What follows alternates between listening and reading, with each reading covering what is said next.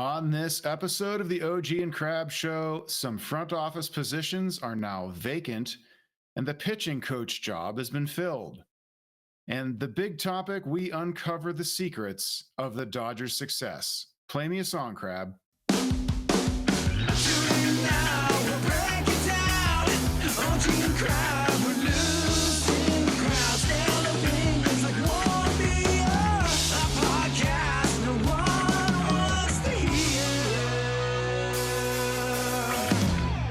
Welcome back to the OG and Crab Show. I'm OG, and sliding in next to me is my partner, Crab. How's it going, Crab?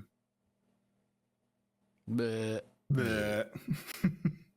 Not enjoying the World Series?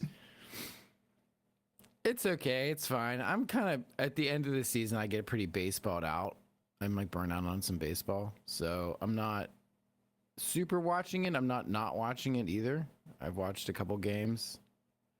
But mostly I've been flicking around to other sports that are more interesting, like stuff that's going on in hockey, the NBA, and football.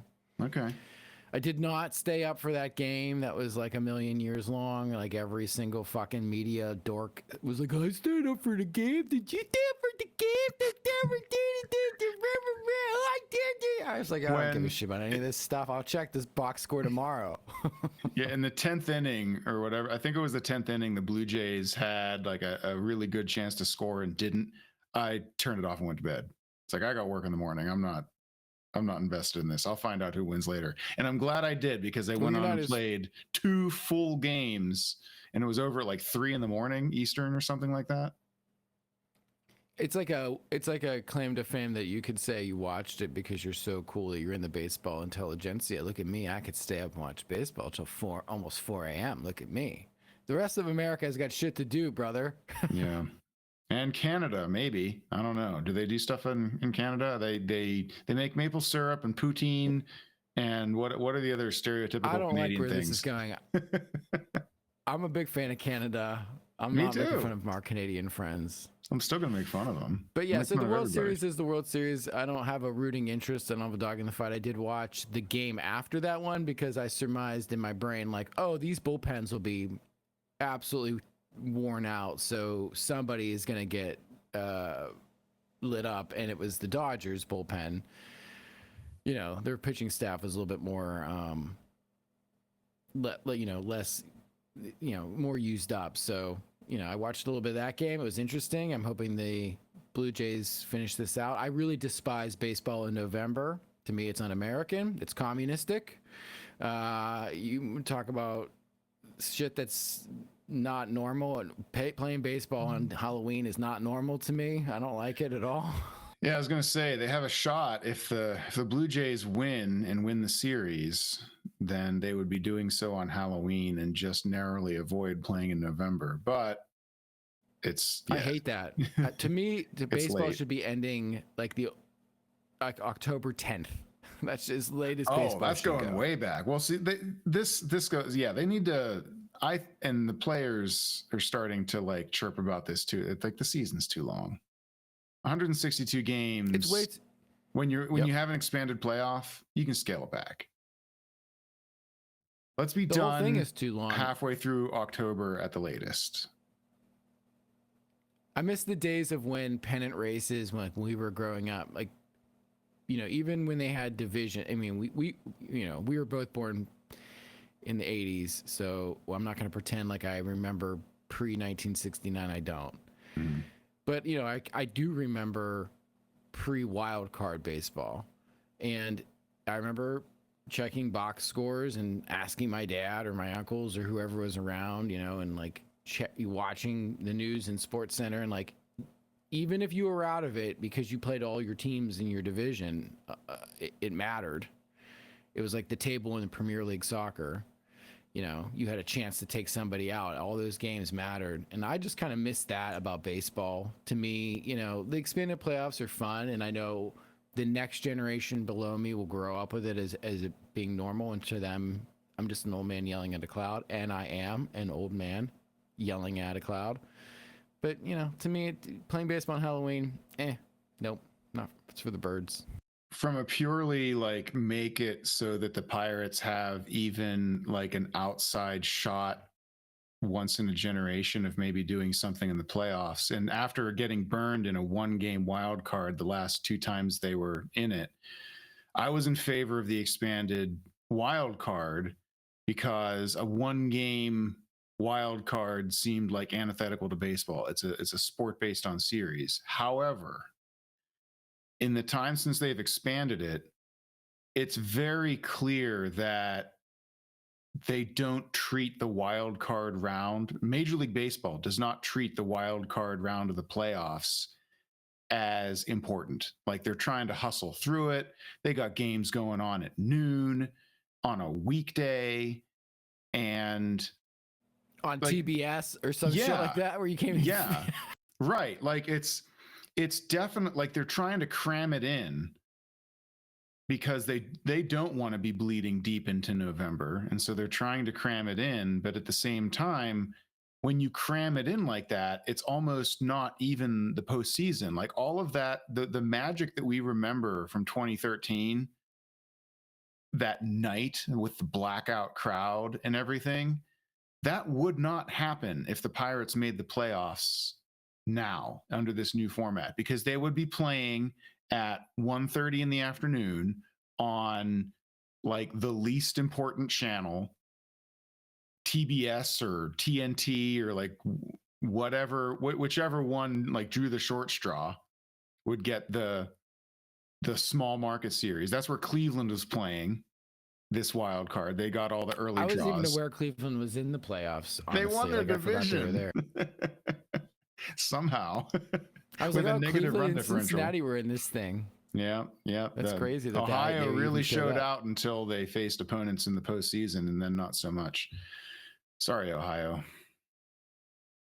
Anyway, yeah, I don't think the wild card has near the mystique of the baseball playoffs we think of when we think of postseason baseball. It's just like, it's this other thing. Like you technically made the postseason, you technically got into the dance, and let's see how quickly we can get rid of you so that we can get on with the real series, which happen at night and are 5 or 7 games long and include the Dodgers teams. Right. Yeah. That involve the teams that especially like the baseball media cares about, because they definitely don't care about Cleveland and Cincinnati, and they'll feign like they care about Milwaukee when they have the best record in baseball, but they'll just look at them in puzzlement and be like, what, how did they do that?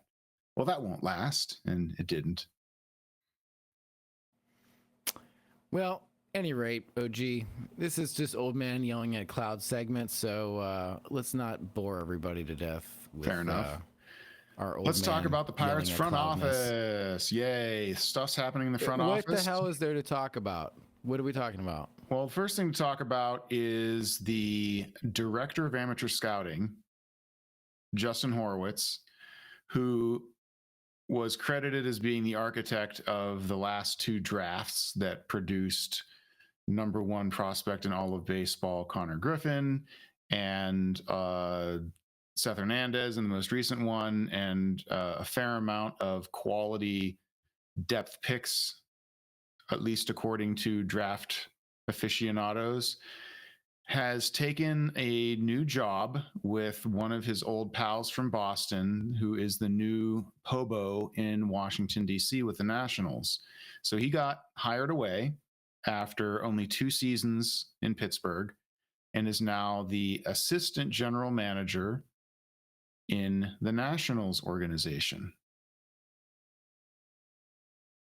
Was this the guy that everybody gaslit me into believing that was, like the kind of like the behind the scenes Wizard of Oz that was going to save Ben Cherington's bacon because, this is what he should have done in year 1. And, it just took him until year 5 or 6 of his rebuild. But he finally got his guy. Everybody, yes. Don't worry. We got the guy. The smart people are finally here. we're moving into the real world of baseball where we got the right people and look at we got the hire. This is him. This is the guy. Yep, this is the guy. One of maybe the primary guy, and he's all of a sudden gone. And so, would you look at that? The stability that Bob Nutting was seeking by not firing Ben Cherington has yielded instability, where the hotshot amateur scouting director who drafted the number one prospect in all of baseball and was doing a bang up job in the draft all of a sudden is now gone, and we're left with and how did Joe that happen? Again. How did that happen? Well, I don't know if they were asleep at the switch. I don't know if they had an opportunity to counter and say, no, we would like you to be the assistant to the general manager, or give him a better title to keep him, or what, or if he just pieced out because he got an offer from his old pal from the Red Sox and had enough of loser energy. But Cherington is his old pal from the Red Sox too, my dude. I don't know. So, I don't know if they worked together when they were up there. I think they did. I think I had read that they overlapped. There might have been some overlap. Horowitz was a good bit younger, and Cherington was out of there by 2015. I think he was. Yeah, it doesn't matter. Point is that it's almost as if, over the summer, the Nationals fired Mike Rizzo, who won a World Series in 2019. Like, you're allowed to fire your general manager. It's crazy talk, I know, but they did it. And as a result, fresh perspectives now are flocking to the Nationals because they all have a chance to go up in their careers, front office careers, and then they have a chance to really make their mark on another franchise and further solidify their bona fides. And we could have been doing that here. Instead, we have just opted to do nothing, and we're now losing our smart people to the franchise that is now that fired everybody. That's what I wanted for us. This is exactly what I've been screaming about for the last 2 years. This is it. I wanted us to fire our fucking loser GM so we can steal every young up and coming guy who's like, I want to go to the Pirates because I think I can figure some shit out there and I'm going to die trying. Now, does that mean they would have been successful in doing so? No. Does that mean Justin Horowitz will be successful in drafting and remaking the Washington Nationals? No. But is it different than what Mike Rizzo is doing, which we know is dog shit? OG? Maybe. The answer is probably yes. Yeah. It's different. And sometimes you need to do this, and it's depressing. It's taken a step backwards, and it's basically we're right back where we were in 2022 and 2023 with the same whoever was here running a decade's worth of bad drafts, whether it was Joe Delicari or somebody else. I can't imagine that a bunch of new infrastructure and new thinking was permeating out through the rest of the organization under Horowitz while he was here for 2 whole seasons before leaving. So I hope they don't go right back to drafting hit tool Cape Cod second baseman like they did for a decade before Horowitz got here and yielded literally nothing in any draft in terms of bats since 2012, right? Like nothing. We had no decent major league hitters show up out of the draft in a decade before this guy was here. As soon as he's here, he drafts the number anybody good in all of baseball, and then he gets this hotshot pitcher, which it's too early to say anything because he hasn't even really played pro ball yet. But lots of applause from the draft watchers. And are we going right back to the bad place? Maybe, probably. That sucks. I hate it. Yeah, I'm pulling up a list of their first round picks from 2010 onward through 2024.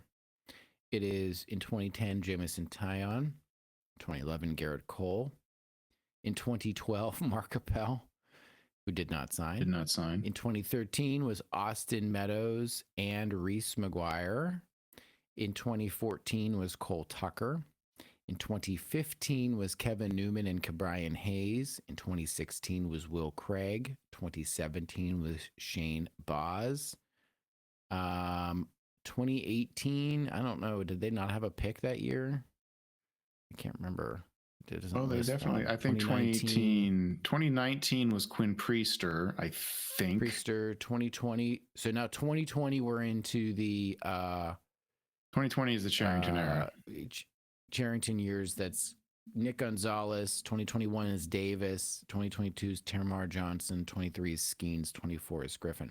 Out of this list, I don't know why 2018. I'm on Wikipedia. Let me check it again. This list is putrid.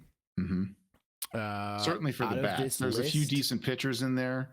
Certainly lately. Well, you have Jamison Tyon, who was the second pick overall. Cole was the first pick. Mm-hmm. Mark Appel was the first pick. Does not count. For Mark Appel, we ended up getting Meadows and McGuire.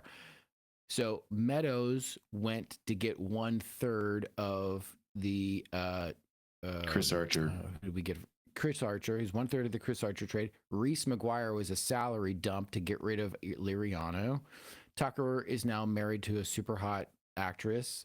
That's his claim. And he has great hair. 2015 is Kevin Newman, whose greatest claim to fame is that he's one half of a Seinfeld infield joke that we almost had. Mm-hmm. Kevin Ke'Bryan Hayes is he's now Sammy Stafford. He's now a nothing. Will Craig, God love him, is part of the biggest, the worst defensive gaffe in the history of Major League Baseball. Yeah, he will be part of the next Ken Burns, like Merkel's boner segment of the next version of that documentary. Shane Boz is the other. He was the player to be named later. The other, right, of the Archer trade. Mm-hmm. So yeah, it's a miserable list. But honestly, dude, Connor Griffin and Paul, like I don't count Paul Skeens because, like I said, one of Lex Luthor's monkeys could have picked that one. Garrett Cole and Tyon, I don't count them because those are also Lex Luthor monkey picks. We could have all made those. This list is putrid, but like Connor Griffin is the only thing, and he hasn't played in the major leagues yet. So I don't know what, No, the most you can say about him is his meteoric rise to being the consensus #1 prospect in all of baseball. So it's promising, but he's the first one that this revamped amateur scouting apparatus located and chose. Everyone before that decade of futility in the draft where they mostly had pretty good picks. Some of that was those years where they were in the wild card, so they were picking a little bit further down. Travis Swaggerty. That was 2018. I'm sorry to cut you off. That's who I was like thinking to myself, why is it not here? Travis Swaggerty. Yeah, Jared Triolo is a later round pick in like either 18 or 19, I think. He's in the majors and is often the worst hitter in the majors until pumpkin spice season comes around, and then he wakes up and hits a tiny bit. But yeah, like they have been completely failures at the amateur acquisition. And this isn't even speaking of international free agency, where they have produced absolutely nothing in the same period of time, outside of, I guess, Luis Ortiz, who they flipped and turned into Spencer Horwitz just before Luis Ortiz got popped for being in a gambling scandal with Emmanuel Clase. I mean, there is no international pipeline.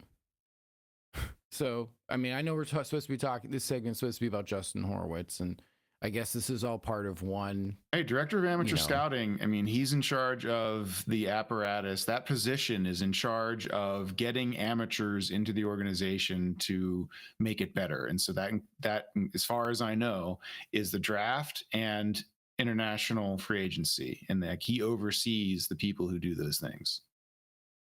Okay, well, you know what? Then I don't give a flying fuck that this guy left to go to the Nationals, because if Ben Cherington's first 4 drafts were dog shit, What's his international record since he became general manager, right? Like nothing. There's nothing to show for It's it. too early to expect anything. I mean, anything that like kids who were 16 years old in 2020 are just now reaching the point where we might notice them in single A.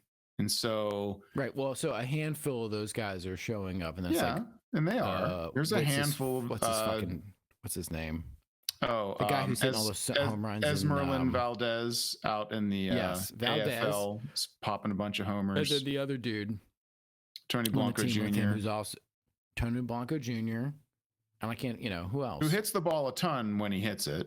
Who else is there? There's Edward Florentino, seems to have a lot of helium. He's an international signee under Charrington. The guy who sounds like a Wu-Tang Clan member, Shaolin Polanco. He's a Charrington guy. I think he was one of the earlier ones. He doesn't quite have the helium, but he is one of them. But nevertheless, like the amateur acquisition was bad for a decade, and we just lost the guy who seemed like he had turned things around, but it's still too early to say. So it's bad, but we really don't know how bad, or if it's not that bad because he was also bad. We'll find out when his 2 draft classes have a chance to mature 3 years from now, or whenever that is. The other vacancy is more recent. That's John Baker. John Baker was hired in 2020 when Charrington started putting something together. He was hired to be the head of all development for... What the hell does this even mean? It means that he was supposedly in charge of the minor leagues, basically. Like, let's get better at baseball was his like kitschy, cutesy t-shirt slogan that he was handing out at the alternate site to the Quinn Priesters and who were the other, like, Rowanzi Contrerases of the organization at that time. And he was one of those guys who a year or two ago kind of got promoted out of his role into some other role to get him out of the way rather than just firing him. They gave him a higher title of like VP of performance or something like that. And so just in the last couple of days... I'm on his LinkedIn. I'm on his LinkedIn page. He used to work for the Cubs before the Pirates. He was like a mental skills coach or something. I'm stalking his LinkedIn page as we speak. This is no shade to John Baker at all. God bless you, John Baker, for being a vice president of something. If you can fake it to make it and someone's willing to buy your bullshit, then God love you. It's the American way. However, this is a fucking joke and it's embarrassing. And he's listed as vice president of performance for the Pittsburgh Pirates, which sounds very important. And he is about, how everybody on LinkedIn has these like kind of blogosphere type of like thesis statements where they like make some kind of like proclamation to the world about who they are. Their elevator pitch like for themselves. Yeah, it's very TED Talky. It's like a combination of Pinterest and TED Talks, kind of thing. His says, "We are standing in the outfield during batting practice at Roger Dean Stadium in Juniper, Florida, discussing baseball and performance when the coach looked at me sideways and said, 'You're out there, man.' He was right. I am out there. After my professional baseball playing career ended, I was forced to re-enter regular life. Emails. I haven't answered them in a decade. Phone calls. Only if I knew the number on the other end. Responsibilities. For a decade and a half, only important time for me was when we were mandated to stretch. Microsoft Excel couldn't help you there. I was thinking about fastballs and weightlifting, scouting reports, and making the playoffs. 5 years later, things have changed. And I've gone from player to executive to mental skills coach since I finished my undergrad.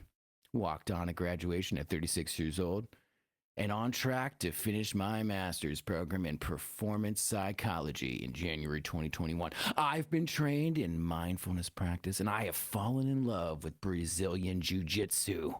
Some people like to golf. I like to wrestle. I'm out there to remember.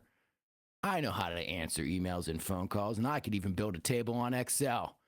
My passion is performance under pressure in all domains, and my obsession is growing. How can we build better systems to integrate mental skills? How long is this elevator ride? I can't keep it going. This is so dumb. That is I have to way admit that too it's kind of fun to long, play. man. Way too long. I know, but this is how stupid. Oh, gee, this is. People can fast forward through that. This is so dumb. I'm going to finish the dumbness. How can we build better systems to integrate mental skills training into organizations? What are the elements that contribute most to elite performance? How do we cultivate them? Who are the subject matter experts, and what do they have to say? I want to align with people pursuing answers to these questions. I'm looking to connect and grow. And if I can help you accomplish your goals, send me a note and we can start to collaborate. It took a lot to get through that without laughing. But do you remember last episode when you did a rant about people who just state a bunch of questions and don't know what they're doing? I think it's very fair to say that you did do that. This gentleman seems to be the walking avatar of that very principle you've outlined. Well, I guess his former boss knows a kindred spirit when he sees and hears one. My goodness, that was a lot of bullshit. It was. I mean, this is the thing the Pirates paid for. They paid for this guy. Yeah, I'm sorry to see Horowitz go, at least based on what we think we've seen out of his drafts. I'm not sorry to see this guy go. He did not seem to have any success in whatever his title seemed to indicate was his job. And just hearing you read that off, that's a waste of a position. That's some bullshit. It really, truly is some bullshit. I mean, you could say, maybe there's an argument to be made that, you might want to have like a mental skills type of coach somewhere to like go over things with guys if they're feeling like the yips or something like that. I mean, I guess I'm not going to make fun of that stuff anymore. Like my grandfather's generation would have made fun of it, but like, so there's a place for these types of things on any. Oh, sure. Whether it's an NBA team or whatever. I think you need those guys. You don't need those guys to have like an entire management structure. There doesn't need to be an org chart of people above the mental skills advisors and coaches. They don't need a management chain above that. We're not running this like big conglomerate of mental skills. It's a hands-on job that you have some of at each of your affiliates and at the big club in Pittsburgh. Like you don't need a bunch of middlemen in that silo. Come on. Do you remember when we talked about last week how I had a theory that they were building a startup and Ben Charrington had no idea what to do as far as an on-field product, that he was more interested in building people's roles up and like this to me is proof of that, even though I have no reporting on it and it's just me making shit up, throwing it at the wall and see if it sticks. Because other teams, I'm sure the Dodgers have somebody like this, but they also spend $300 million on payroll. So you can give $900,000 to one of these guys and just be like, do whatever you want to do, have a blast. If somebody uses you, if one of these bullpen guys has like a problem and he needs to talk to you, then like, God love you. You'll make your money that way. But for a team like the Pirates to invest in this kind of stuff, to me, is like cart before the horse. Well, happy trails to John Baker. The Pirates have a hire, though. They have a new pitching coach because earlier in the offseason, they did not renew the contract of Oscar Marin. And so they needed a new pitching coach. And they went out and hired one of the co-pitching coaches of the Houston Astros, Bill Murphy, who I did not know the name, but we know that the Astros have had some very good pitching results in the last few years. Any thoughts about Bill Murphy coming to Pittsburgh and being the pitching coach? Not really. I mean, other than the fact somebody's got to do it, and this guy seems like not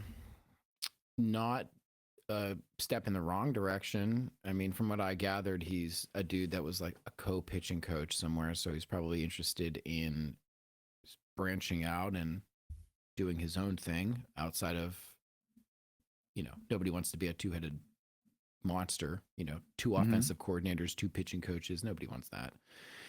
So, yeah, that's fine. We have pitching that he can work with. I have no, I guess to me, it's like I've seen people on the fan. I've heard people in the fan talk about it. I've heard, seen the Post Gazette guys talk about this like it's some big coup d'etat. I don't really see it that way, but kudos to Bill Murphy. It's probably a good thing. He's certainly got the resume to support being pleased with the hiring. There's not a lot of daylight between the Pirates pitching staff and the very cream of the crop in all of baseball statistically, but there is some. They're kind of. How much more can you squeeze out of these guys? I mean, you can't make Paul Skeens any better, can you? I don't know. Supposedly, they were very intentional in making sure that the reporters knew that the Pirates made the decision to not renew Oscar Marin's contract and seek a new pitching coach because the pitchers themselves thought there was more to be had and that new leadership could get them there. So they think they can do better. I don't know. I'm willing to be optimistic about this because I don't see a reason not to be. But I also hesitate to get too exuberant about how, this guy came from one of the best pitching factories in baseball in the last half decade. We'll see. I mean, it's definitely not a downgrade. It might be an upgrade. So yeah, I would agree with that. Can this guy hit home runs? I believe he cannot because he is not a player. He's a coach. Can he become a player? Probably not. I'm looking at a picture of him and he doesn't look like a player. Doesn't have wake the build. Me up out of us. Got it. He doesn't have it. Doesn't have the body type that the scouts in Moneyball would have liked. Wake me up when he can hit 30 home runs. That is indeed what they lack.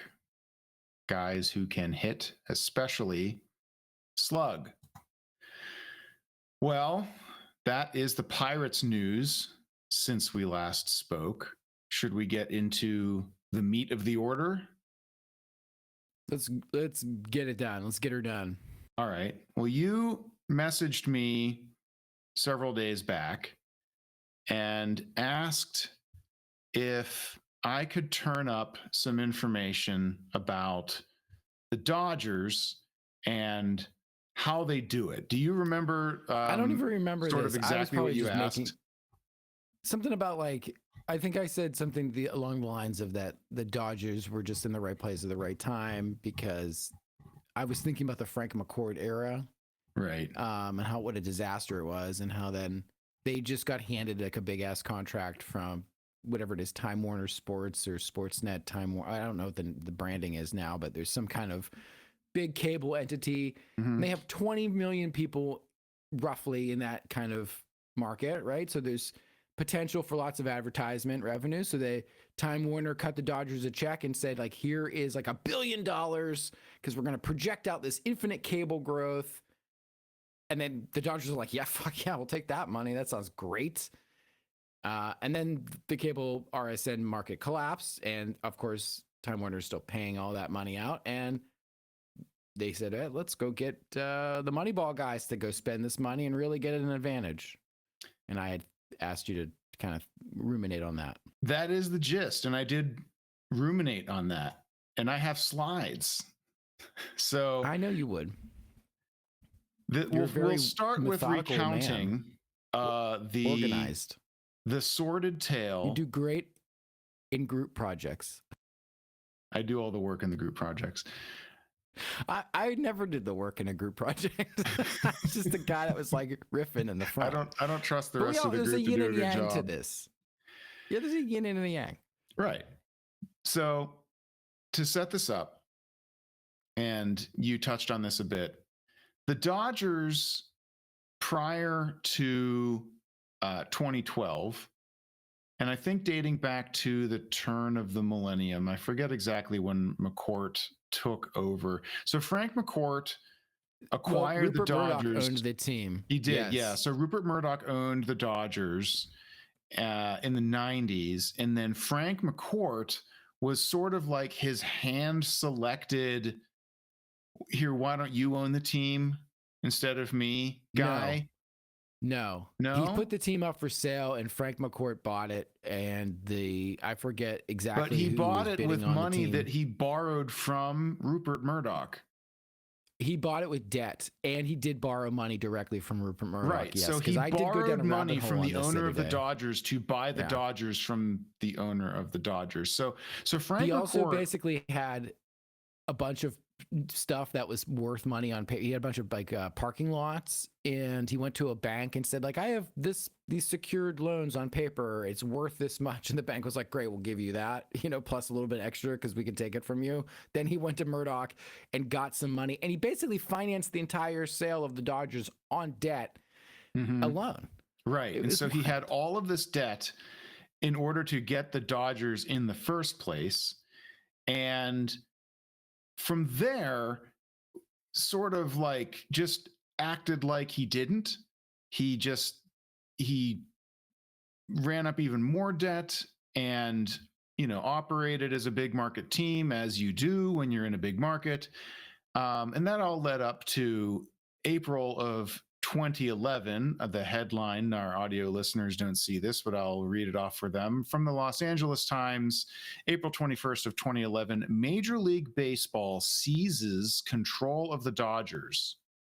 The move was prompted by a number of issues surrounding the Dodgers, including owner Frank McCourt's recent receipt of a $30 million personal loan from Fox and Murdoch to meet payroll, and the parking lot attack at Dodger Stadium on March 31st that left a San Francisco Giants fan in a coma, according to a league source. So the Dodgers were just adrift in scandal and bad governance at this time, to the point that a conservatorship was stood up by Commissioner, this was before Manfred. Help me with the name. Why am I spacing on the name? The guy from Milwaukee. Selig. Yeah, Selig. It was still Selig in charge. So Selig appointed a conservator to basically take over control of the team. So this is the dream scenario for every Yinzer that hates Bob Nutting. Why won't Manfred appoint somebody to just take over the Pirates and take it away from Nutting? Well, this actually happened with the Dodgers, and it happened because they were being just siphoned dry by McCourt and his wife, who at this point were getting divorced, and it was one of the most contentious and expensive and ultimately messy billionaire divorces heretofore at the time. And so Major League Baseball took over the Dodgers from their owner in 2011. Moving along, 1 year later. Before you move Go ahead. along, though, I just want to clarify this point because it still blows my mind. Frank McCourt bought the Dodgers in 2004 from Murdoch's Fox Entertainment Group. In order to arrange the purchase, McCourt needed a $145 million loan from Fox, to which he used his Boston real estate as collateral. Fox then foreclosed on the collateral and then sold it. Rupert Murdoch's is the head of Fox at the time, at Fox News and Fox Studios, which are now owned by Disney and all that nonsense. But at the time, News they were Corp, owned by the Rupert whole Murdoch. thing. News Corp, the whole thing. He also provided McCourt with a personal loan of $30 million to cover the Dodgers' payroll. To secure the loan, McCourt promised Fox that he would pay them back with money from a settlement or judgment against the law firm that drafted his marital agreements. What a fucking joke. This is like you can see why Major League Baseball had enough and just said, no, you know what? You don't get to be an owner anymore. We're taking this from you. This is the kind of stuff that causes Major League Baseball to take your franchise away. Not being cheap, not, running the team like it's a mom and pop diner where you just, money in, money out. That is not what gets your franchise taken away from you, which is what all the Yinzers want to happen to Bob Nutting. What gets your franchise taken away from you is spending like a drunken sailor when you don't have any money, which is what McCourt was doing.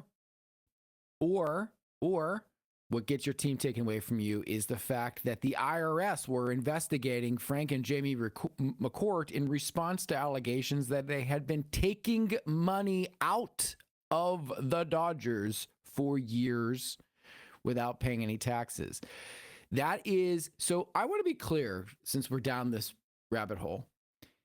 I have had in-person discussions with my family members, neighbors, friends I've met, our Discord friends that have materialized in the real world that we've met, and who honestly believe that Bob Nutting takes money out of the Pirates, that he takes it and he puts it somewhere else, right? I've heard this on the radio here. Yeah, the old like the ski lifts at Seven Springs back when he owned the ski. Them guys, he just takes that money, he takes that revenue sharing, he takes it right down there and he puts it into that ski lift down there, and then I've heard that. That doesn't happen in the real world, because when it does happen in the real world, very real lawyers and very real IRS agents and very real billionaires like slap you on the wrist and take your asset away. And so if one can extrapolate this backwards logically using Socratic method, if we just we game it out, we discuss it like we're talking through it, if that happened for the McCourts, and it happens in other sports. It happened to Donald Sterling in the NBA, and it happened to Daniel Snyder in the NFL. Yep. But it doesn't happen to John Fisher, and it doesn't happen to Bob Nutting. Then what can we take out of that, OG? Then maybe they are not stealing. Then maybe they are running the operation. And the system itself is rotten. I'm not defending the system. It's rotten to the core. And it is bad for fans. It is bad. Totally. Yes, absolutely. But there's nothing wrong or illegal with what it is that they are actually doing and how they operate their businesses, right? Because we've seen examples, right? Yeah, and so this is the case study. And so back to 2012, this is a year later, another headline from the Los Angeles Times. Bankruptcy judge approves sale of Dodgers despite MLB's objection. The sale of the Dodgers to a group fronted by Magic Johnson. Remember this? How the group that was buying the Dodgers back then, it was breathlessly reported as being Magic Johnson and Company. Magic Johnson. Not Mark Walter. Like 0.1% of the team. Yeah. Magic Johnson owns nothing. Right. Who owns enough to like have a seat in the lower bowl. The group fronted by Magic Johnson was approved by a federal bankruptcy judge on Friday, but not before a tense and acrimonious evening court session in which Major League Baseball failed to get a second chance to review the transaction. So Major League Baseball was against the current Dodgers ownership group acquiring the team out of bankruptcy. But a bankruptcy judge disagreed and allowed the transaction to proceed. And now the Dodgers are owned by Guggenheim Group. Moving along, 1 year later, or just shy of 1 year later, this is the next offseason in 2013, January 28th, another headline from the LA Times. Dodgers officially announce deal with Time Warner Cable. You mentioned this. The deal, pending the approval of Major League Baseball and the possible intervention of the U.S. Bankruptcy Court, covers 25 years and is believed to be worth between $7 and $8 billion to the team. You know what's wild about this is I remember this happening in real time, reading about it in the LA Times. And when McCourt owned the team, he was attempting to leverage that potential deal to like pay out his divorce money. Right. And Major League Baseball was like, you are definitely not doing that. Yeah. That's a fucking question. It wasn't even this deal. It was a lesser deal for like a tenth as much money with Fox. He had a deal to renew with Fox. And this new ownership group was waiting for like the exclusivity window for that to expire so that they can just immediately slam shut this deal, which is the most lucrative television contract in baseball by a very wide margin, even today. And moving to the next headline. So this is June of the same year in 2013. Also from the LA Times, Dodgers to keep more than $6 billion from the TV contract in tentative pact. Under the tentative settlement, the league would agree that about $130 million represents fair market value for the first year of the deal. The Dodgers would pay 34%, about $44 million, into the revenue sharing pool. Now,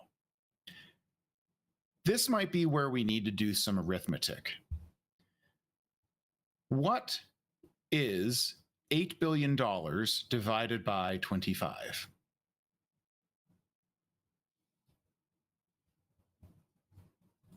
Any guesses?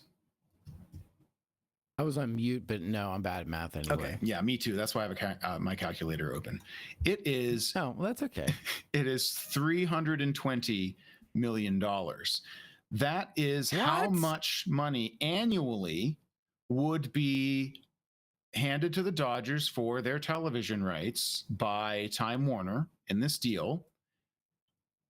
And yet this news item is talking about a fair market value of $130 million, and that only $44 million would go into the revenue sharing pool. Now, the revenue sharing pool, for those who don't know, in the CBA, revenue sharing for local revenue like television, such as this, is supposed to be a 48% contribution, meaning that of that $320 million, the Dodgers are really, under the CBA, they should be contributing to the revenue sharing pool over $153 million. And under this agreement, they're only contributing 44. So the Dodgers, as a function of emerging from bankruptcy, and also as a function of having a major ownership stake in the cable network that was paying them this money, they got to have this sweetheart deal where they just declare, well, we're getting this $8 billion deal for 25 years. We're going to get $320 million a year for it, but that's not the fair market value. The fair market value is only $130 million. So we're not gonna put $153 million into revenue sharing. We're just going to put in 44. Sound fair? I just Googled. No, it sounds like bullshit. Of course not. I hate it. That's what they're doing. I just Googled what is the Pirates local TV rights deal is my Google query. Mm-hmm. And Google says that it's not disclosed, and there's a bunch of links to the Post-Gazette and whatnot. But the Post-Gazette reports that the Pirates are believed to receive around like $50 to $60 million a year. That's what it was before AT&T Sportsnet and the Time Warner Discovery got out of the RSN business, and Apple was, or not Apple, the Pirates were left to fend for themselves and wound up landing with Fenway Sports Group, and they picked up the carcass with the Penguins, also owned by Fenway, and that's what is now Sportsnet Pittsburgh. So the estimates are that they're making roughly half what they used to. So call it $25 million a year. Okay, great. So let's 27. We'll give them a little bit more. Whatever. Doesn't matter. Ooh, wow. It's a lot less than 320 million, and it's way, way less than 320 million minus 44. Great. That's what I wanted to know. Is that number bigger or smaller than 320 million? It is a lot smaller. Excellent. That's the answer. So is it a matter of just like spending money harder somehow? The Pirates can spend money that they You're don't getting have. ahead of me, Have Crab. the You're money. getting ahead of me. They don't have it. Yinzers who are listening, they don't fucking have it because of this. They don't have it. The following offseason, January of 2014, LA Times headline: All Dodgers, all the time. MLB approves new TV deal. In June, the Times reported that the parties had agreed to value the TWC deal at $8.5 billion, with the Dodgers keeping more than $6 billion and sharing more than $2 billion with the league. Not the 48% that is agreed to in the CBA, far, far less. The timing of Clayton Kershaw's new $215 million contract, a record for a pitcher, expected to be announced Friday, had nothing to do with the timing of MLB approval. I'm sure it didn't. Are you saying 8.5 billion with a B? With a B. That is the value of the deal across 25 years. 320 million a year each year if you divide by the 25. So here's a graph, dear listener. If you're not watching on video, you could at some point, if you want to see this illustrated, hit up the YouTube for this same episode. But I will describe what we are seeing. It is a bar graph with a line overlaid on it, blue bars, red line. And on one axis, we have payroll in millions. On the other vertical axis, attendance in millions. And along the bottom, time. So we're looking at the Dodgers estimated payroll. This is as it is listed in Baseball References attendance and payroll page for the Dodgers. And as you look at the payroll during the McCourt years, 2000 through 2012, it's bouncing around there, around it was 100 million. 04. Was it 04? So it's actually 04. So it's actually lower than Murdoch had it a little higher. Yeah. So, but the point is that the transition from Murdoch to McCourt, you don't see much of a difference in the payroll of the Dodgers. Where you do see a difference in payroll for the Dodgers is in 2013 under this new cable deal, where they all of a sudden have this massive new waterfall of money falling over them.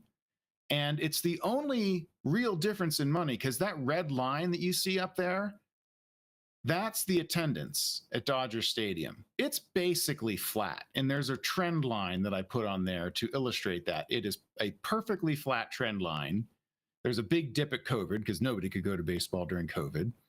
But other than that, it is just flat. So they're not drawing more fans to Dodger Stadium than they were under McCourt and under Murdoch.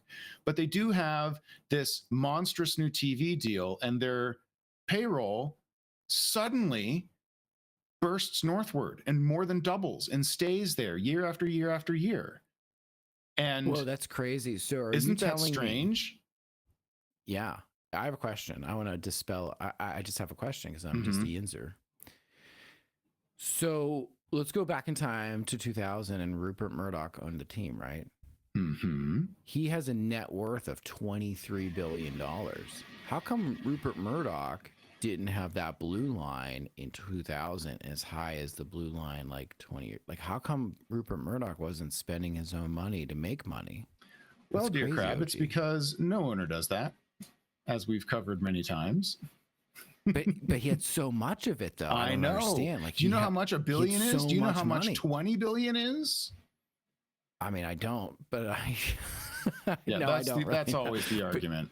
Yeah. So, but he had so much of it. So how come he wasn't taking money out of his pocket and putting it directly into the Dodgers to sign 2000 versions of Shohei Ohtani?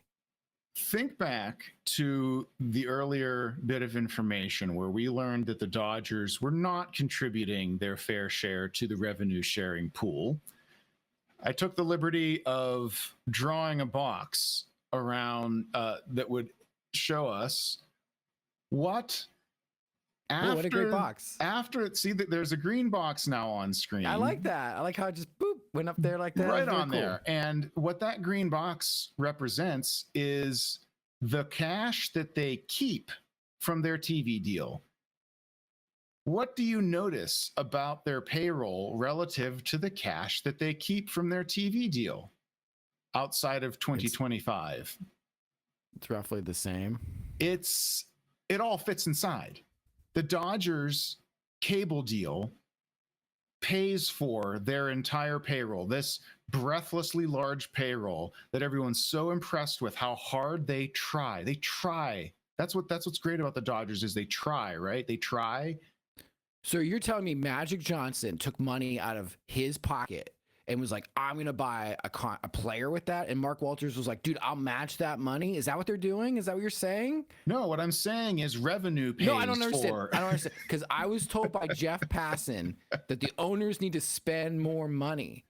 And I was told by Ken Rosenthal yes, you were. and Buster Tom Olney. Verducci, Buster Olney, and some other dudes whose names I can't remember. And they were like, just like if Bob Nutting would just like take money from like bobnutting.com and like give it to Pirates, like they would buy guys and they could have 4 Tommy Phams. We have so many Rowdy Teleses. There's just an infinite amount of crap we could buy with those guys. You got it. But here it is. I don't believe you. I don't believe these numbers. They don't even have to break a sweat to pay their payroll. They just have to be on television, and Time Warner just funds the entire Dodger payroll even after they contribute their little pittance to revenue sharing that is far below what the CBA calls for because they got a sweetheart deal back in 2012 coming out of bankruptcy.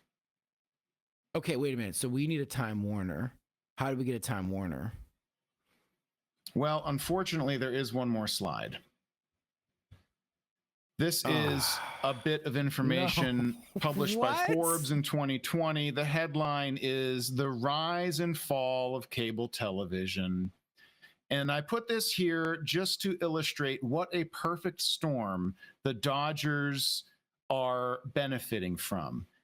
The Dodgers got this deal at the absolute zenith of the cable industry. And not only that, but they got this deal at a time when the cable industry was looking at sports as the tallest pole in the tent, holding the whole thing up. And so the reason that they got such a monstrous deal was just the time that it happened. It just happened to be the second largest media market in the entire country. And they wanted to prop up their cable subscriber base with something that they felt at the time, the entire industry did, was impervious to the YouTubes and the Netflixes and these upstart internet companies that might come and try and undercut stuff. Well, people will not drop their cable if they have to have it for their sports. And so that's why the Dodgers are so uniquely positioned to have this kind of revenue to be able to have their kind of payroll without even having to work for it. It's just something that they were bestowed by an accident of history and the luck of the draw. And here we are. So how do we get A Time Warner. Unfortunately, we don't. We don't get a Time Warner. We get Okay. Rob Manfred attempting to reconstruct the cable bundle in the aggregate by trying to gather together everybody that isn't the Dodgers or the Yankees or the Cubs or the Red Sox into a everybody's media rights expire in 2028. And then he's going to try and bundle them all up and sell them and try to make big money out of them. So we're screwed. Is what you're saying. Okay. I do have. Do you have any more slides? I don't have any more slides, but I do have some fun with numbers to show you. This is numbers I backed out of the federal filings of the Atlanta Braves, which are a publicly traded entity and as such are required to publish their financial information quarterly and annually. So what is the other thing that everybody says? We never get to see the books? We get to see one team's books. We get to see the Braves. Not the whole books, but we get to see their financial reporting. And in their financial reporting, they state that in 2023, they had baseball operating expenses of $482 million. Now that includes their payroll of $201 million. That's everything. That's payroll. That's everything that isn't payroll. It's all of it gets rolled up into baseball operating expenses. $482 million. Now their payroll was reported by the AP for that year at $201 million and change. That means that they had player payroll, Major League Baseball payroll. Okay.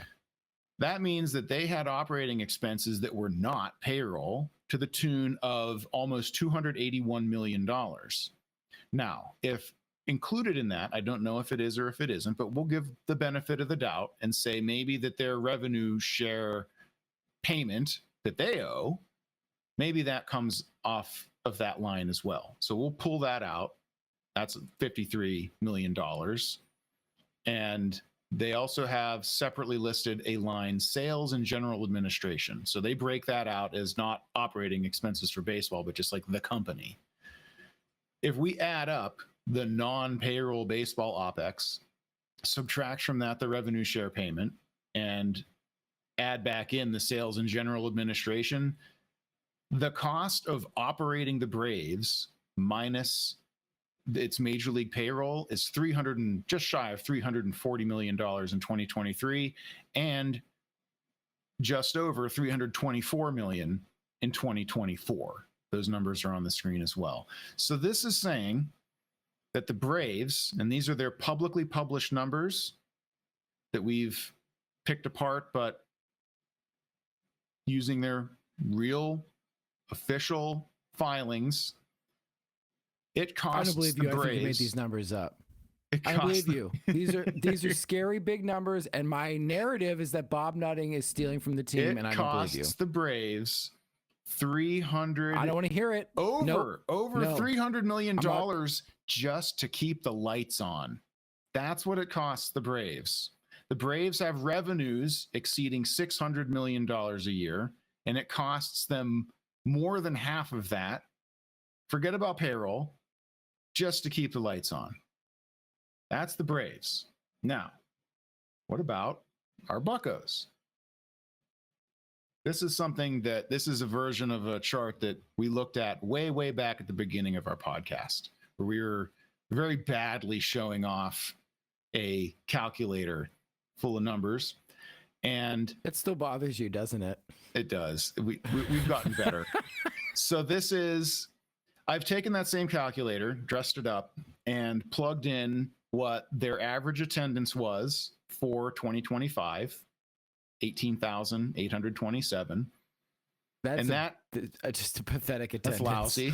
That adds up to just over $75 million worth of game day revenue for 81 home games. And that's going with the per fan average of $49.30 of revenue for every fan that attends a home game. That number comes out we back that number out of DK Pittsburgh Sports reporting on the 2024.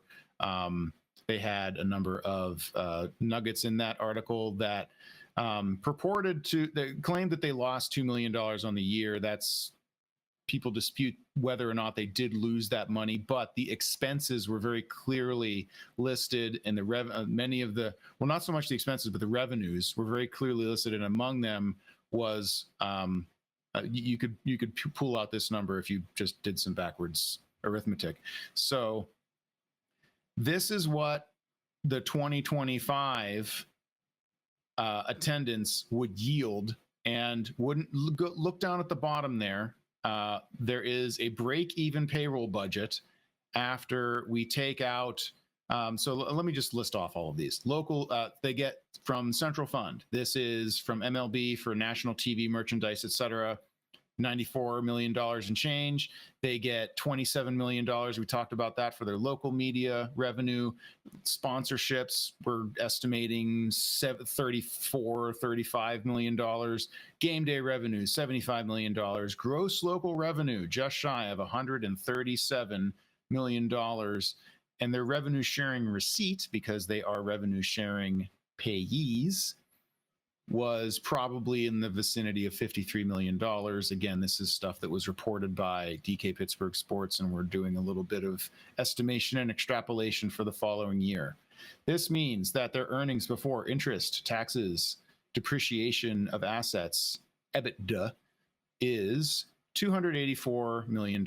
Their gross revenue, in other words, is less than $300 million. Now, we saw how much it cost the Braves to keep the lights on. Pirates could not afford to spend $324 million keeping the lights on. They didn't make that much money.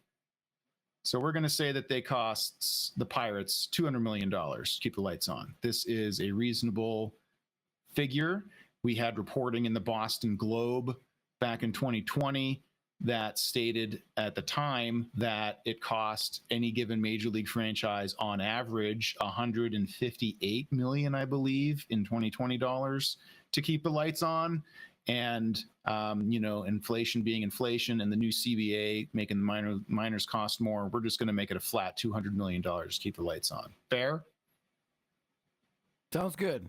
Okay, so that leaves us, after we take that operating expenses out of our revenue, we are left with $84 million for our payroll. Does that sound like what our payroll number might be in 2026? It sounds shockingly close. Yeah, shockingly close. Almost unbelievably close that you came up with that number. Yeah. Yeah. It's almost like it is the right number. Right. It extremely plausible is how I described this back in the day. I mean, now, that's really close. So how anyone could see this and go, well, he's full of shit, bro. Because I don't believe it. Hey, if you don't believe that it costs $200 million to keep the lights on after everything I just showed you, I mean, go nuts. Because I don't actually have proof that it cost the Pirates $200 million to keep the lights on outside of paying the players. That's just, me going with all of the available evidence says that it costs that much. And have you ever seen a Braves baseball game? On TV. Okay. Well, have you ever been there in person? No, I've never been to a Braves game. How do you know they exist then? Maybe they don't exist. Maybe those numbers are fake. I mean, I've never been to space. I don't know the Earth is round, dude. Maybe it's flat. I'm just asking questions to do my own research. So this other column, I'm making a Homestar reference, 20XD6. This other column is, well, you got to spend money to make money, right? We've heard that before. You got to spend money to make money. You have to spend money. If they just brought in Anthony Santander, they would have won 100 games last year. This other column is here to help us understand how much money they could spend how much money they would have left over if they spent the money to get everybody excited by signing free agents, because that's what it takes, right? We got to win the offseason. We got to go sign some free agents. You got to sign Chris Bryant. You got to sign Anthony Santander. You got to go back in time and sign all these. This year, we got to sign Trent Grisham. We're not going to. You got to give him $100 million. You got to do it. we're not going to shoot for the sky and the stars and say that we're going to get. We know we're not going to get Kyle Tucker. We know we're not going to get Alex Bregman. All right, but we gotta give. Surely we could get. You gotta do Grisham, right? Yes. Like that's an attainable free agent. Absolutely, and he's going to fix everything, right there, bro. So let's say we go and we sign Trent Grisham and we get the fans excited. How many fans get excited and come out to games? Is it going to be 20,000 or do you think it'll be higher? I can change this number. So what is an excited like Pirates fan base after we go and sign big free agents? Let's again, it's an infinite number. But really. let's go nuts. I mean, let's go nuts and say everybody's as excited as they were in 2012 when 25,000 fans per game showed up to PNC Park. 25,000 was the average attendance in 2012 when they were on the cusp of making the postseason for the first time in 20 years.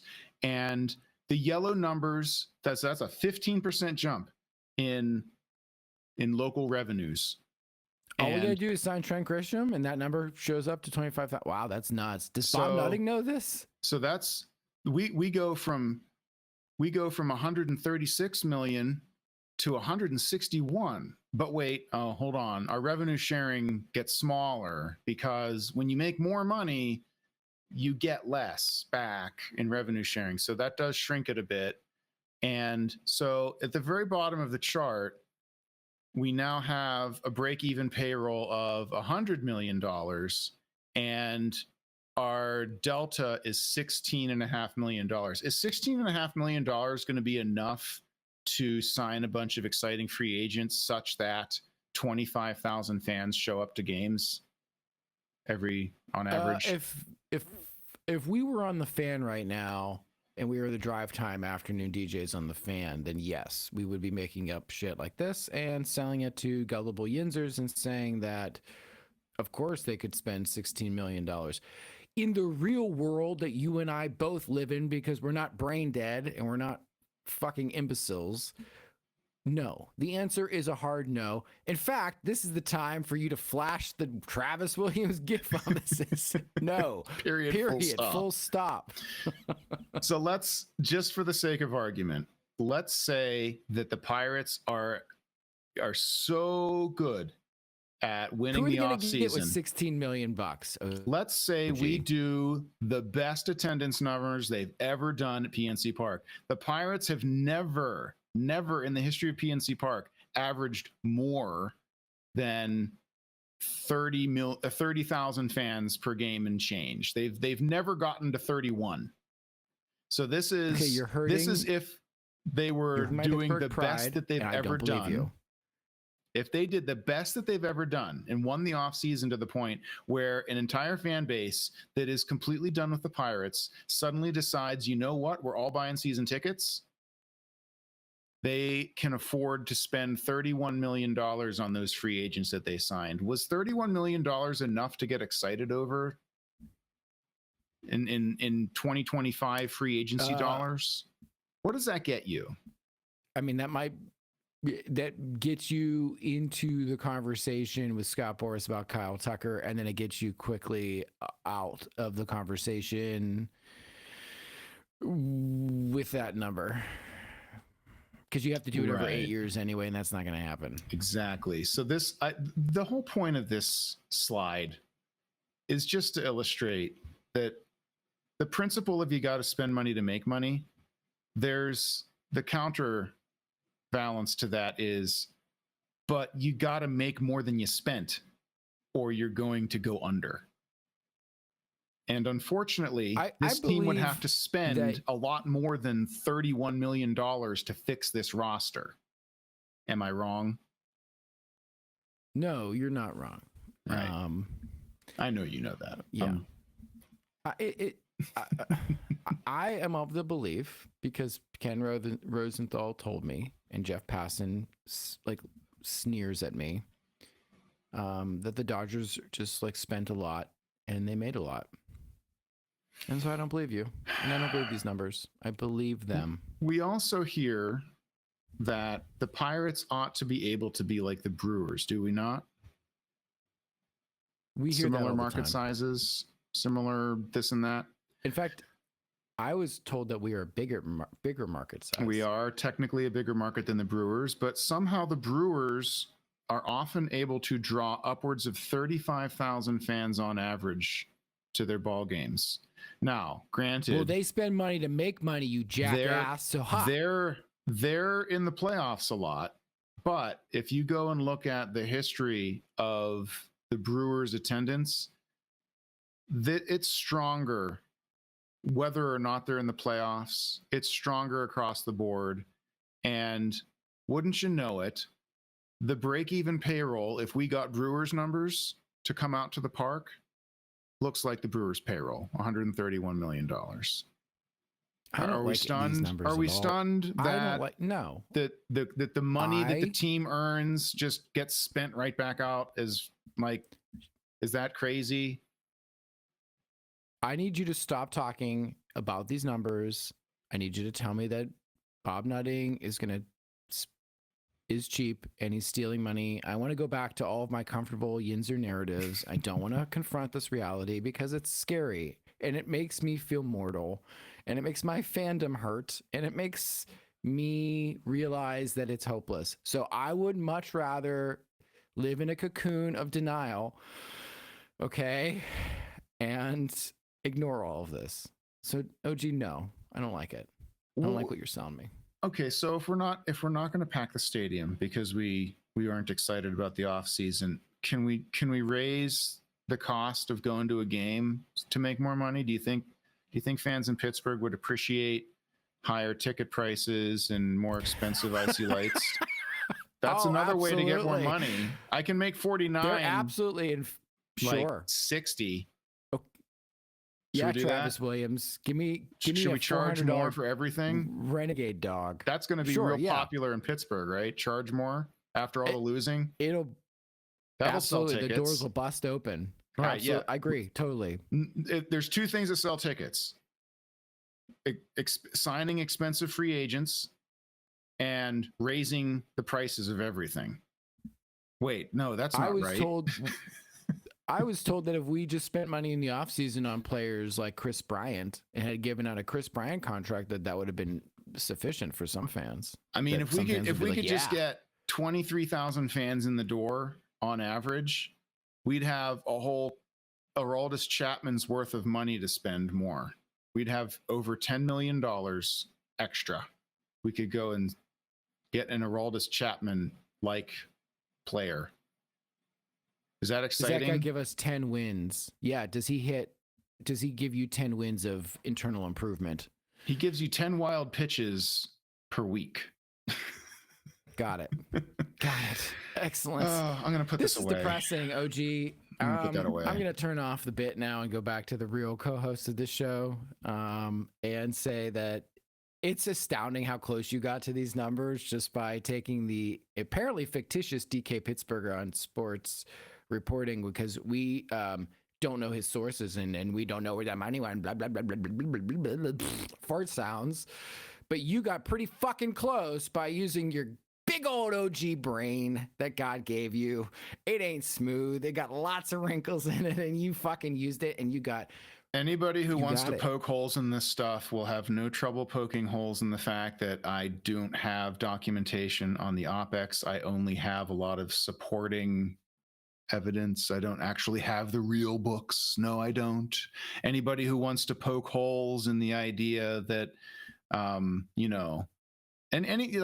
all of that stuff, like they can poke holes in the reporting, they can poke holes in the estimations, they can poke holes in all of those things, but this is all plausible stuff. This is defensible stuff. I'm not arguing nonsense here.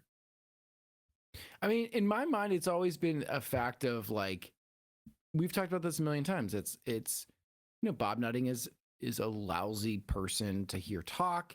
He's not a person I would choose to lead my favorite team. There's so many criticisms of this dude that are correct, but like just Occam's razor alone, you would think that somewhere along the line, that the other thing would have happened. The payroll would have gone up. The loan would have been taken out to splurge on the players. And the fact that it isn't and it hasn't, to me, tells me more about the reality in which we live in than the opposite, the inverse of that, which is it's just the revenue. It's the revenue in LA, and it's the revenue in Pittsburgh, and it's the revenue in Cleveland, it's the revenue in New York. The reason that these teams have the payrolls that they have is that they, by and large, not 100% of the time, but by and large, and if you take it over multiple years, the money that they make, they put it into something. They put it into stadium improvements. They put it into the payroll. And all of that is done in the hopes that their franchise value will go up. That is where the real money is. We talked about that a couple episodes ago. That's what they want to have happen. That's what's not happening right now and hasn't been for 5 years. The franchise values are not going up very much outside of New York and LA. And so they're like, baseball fandom and the baseball media intelligentsia that you were earlier making fun of, and rightly so, have so thoroughly convinced themselves that there's just this massive Scrooge McDuck money bin in every city that all of these baseball owners are just like fire hosing gold coins into instead of paying their players. Everything I can see shows that no, they're all just running a break-even operation, just like they say they are and get made fun of for. They all say that we basically break even all the time. And then every baseball writer in the BBWAA, they say that they're losing money. They say that, no, they probably are. They probably are just breaking even in general. Like, not every year. Some years they make some years they lose some. Go look at the Braves financials. Sometimes it's a little positive, sometimes it's a little negative. The whole point is to make the franchise value go up. And it had been when all this cable money was rolling in. Now the cable money's drying up.